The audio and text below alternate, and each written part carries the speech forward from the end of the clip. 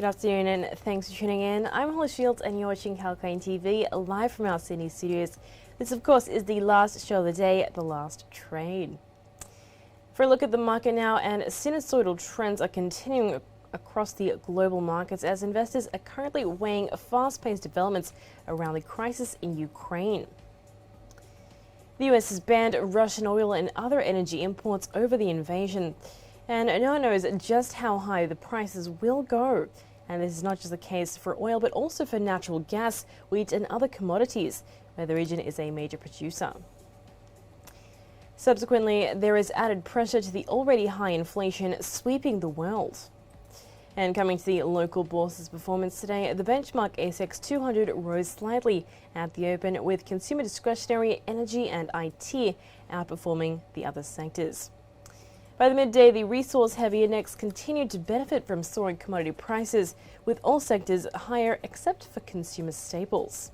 And eventually, the ASX 200 closed higher, gaining 72.70 points, or 1.04%. Then over the past 5 days, the index has lost 0.90% and 4.16% over the last 52 weeks in total. But to the sectoral front now, and 10 of 11 sectors ended higher, with IT as the best performer outshining the pack, gaining 3.18% and rebounding from its recent decline. The sector is off a negative 5.92% over the past 5 days, however. But as for stocks, the best performer today was Mesoblast Limited, up 16%.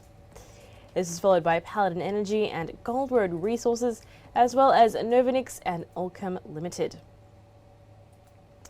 Then on the other side, in the red zone of the ASX 200, Nickel Mines continued to be the top laggard, its stock down over 4% today.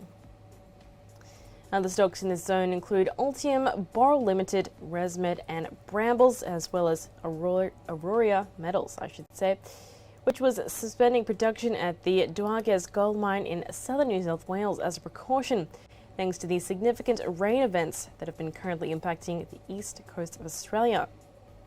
In fact, record rainfall has impacted both the underground mine and the surface infrastructure, including the tailings storage facility. The mine continues to operate on a restricted basis, however, and today AMI shares traded lower by 3%. Also in the news today, shares of Aristocrat Leisure marked an uptick of nearly 4% following a significant market update regarding the ongoing Ukraine-Russia tensions. The company does not anticipate that Russia's invasion of Ukraine will have a material impact on earnings. In fact, nearly 1,000 people work for business units within Aristocrat Pixel United organizations in Ukraine. The company has been assisting its Ukraine-based employees and their families to voluntarily relocate. So that's one thing. And another piece of news today, Origin Energy has announced plans for a $250 million on-market share buyback starting next month. With oil prices booming, Origin is in a strong financial position with a robust outlook for the business and a capital structure comfortably within the target range. That is according to CEO Frank Calabria. And today's shares traded in the green zone. Now, global markets have been rocked by a sharp increase in crude oil prices as investors fear more penalties against Russia. On top of this, there is no sign that the two countries' hostilities are diminishing. Today, equities in the Asian markets were largely in the green despite this, and investors are assessing the impact of a worsening conflict. The MSCI's broadest index of Asia-Pacific shares outside of Japan is up 0.5%, while Japan's Nikkei and the Topix gained over 1% each. Then China's Shanghai Composite was mostly flat, whereas the Hong Kong's Hang Seng was down 0.1%. Then to the markets in South Korea, which remained closed due to the country's presidential elections. And overnight on Wall Street, stocks closed lower following another wobbly day of trading, as oil prices climbed after the US banned imports from Russia.